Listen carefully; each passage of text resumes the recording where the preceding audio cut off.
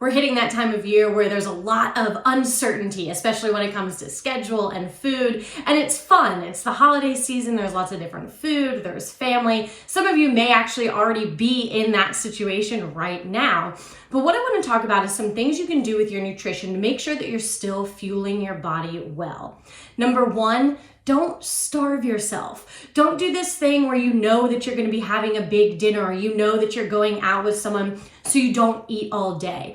All that's going to do is make it so that you probably end up overeating that one meal, right? Because you were starving all day. And then when it's finally time to eat, you're like, oh my goodness, and you end up eating so much more. So don't do that. Still wake up and try to front load your day like we always talk about. Have a breakfast that's high in protein and space out your day well when it comes to food.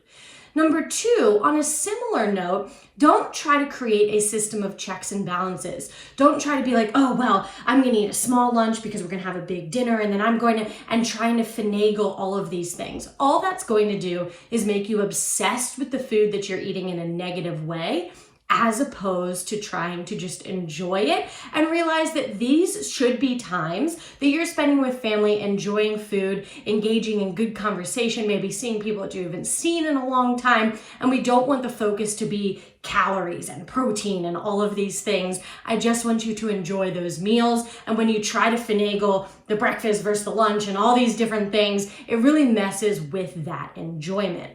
Number three, don't work out to earn your meals, right? This is a season where you may be traveling. Your normal workout routine might get thrown off a little bit, and that's okay.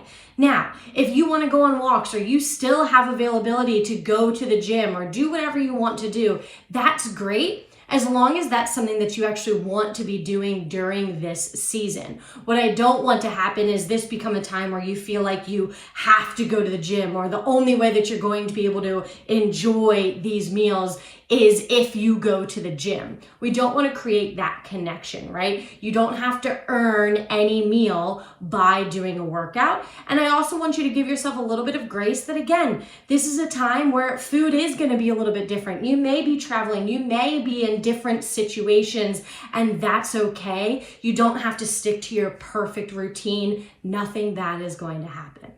Number four, when it does come down to the actual meals, right? Let's say that you're somewhere where you didn't prepare the meal or you went out to food or whatever it is, right?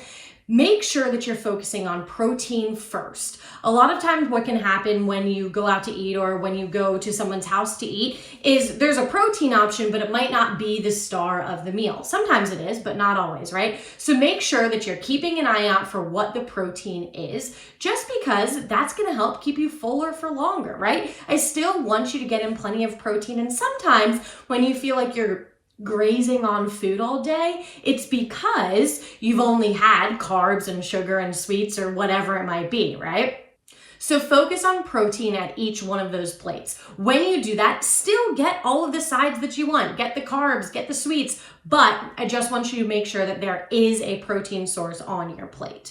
And lastly, number five, still try to eat mindfully, right? Just because it's foods that maybe you haven't had in a year doesn't mean that you have to binge those foods. You can still have some, you can still enjoy it, but it doesn't have to be this thing where you eat all of it because you're never going to eat it again. Realistically, you can make that food again in 2 weeks, right? It's just become the traditional holiday food.